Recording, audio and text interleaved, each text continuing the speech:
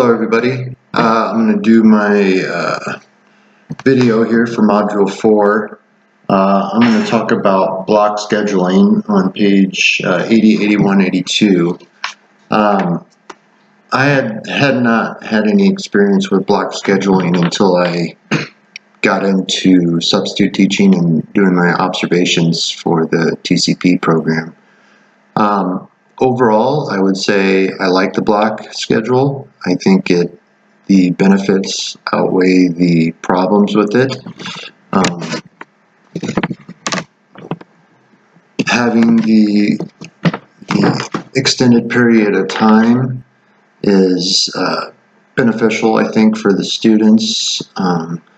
There's less time wasted bouncing around in between classes.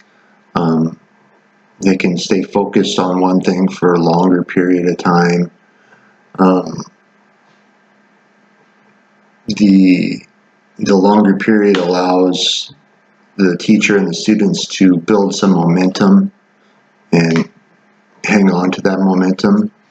In a normal 45-minute classroom setting, by the time you get going, and kind of hit your stride, it's time to clean up and go to the next class. With the block schedule, the teacher and the class is able to take advantage of that momentum they gain.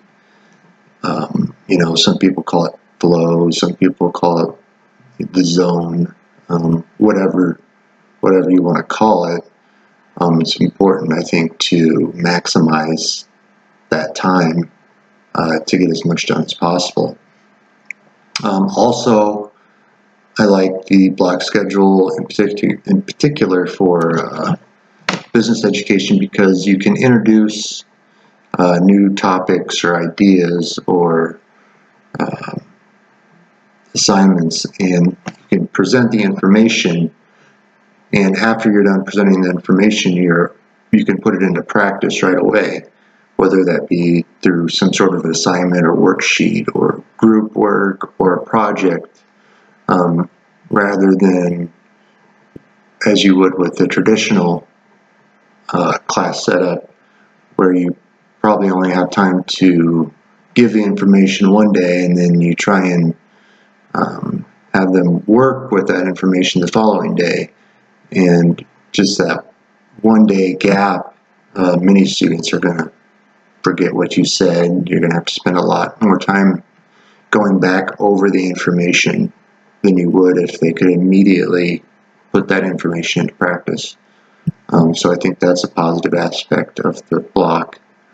There are problems with it. The book stated many of them.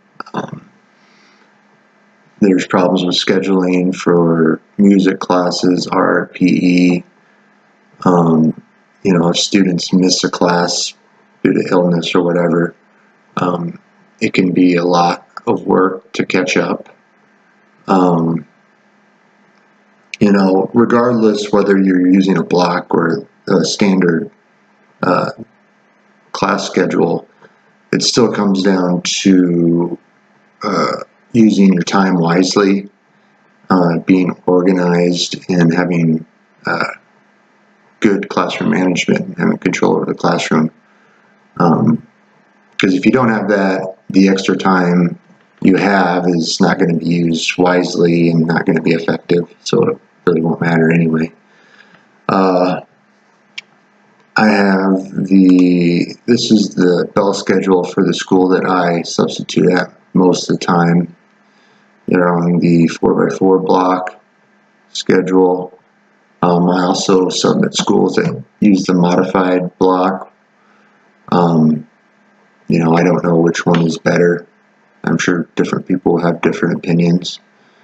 They both seem to work, but overall, I like the block schedule, and I think the benefits are greater than the problems with it.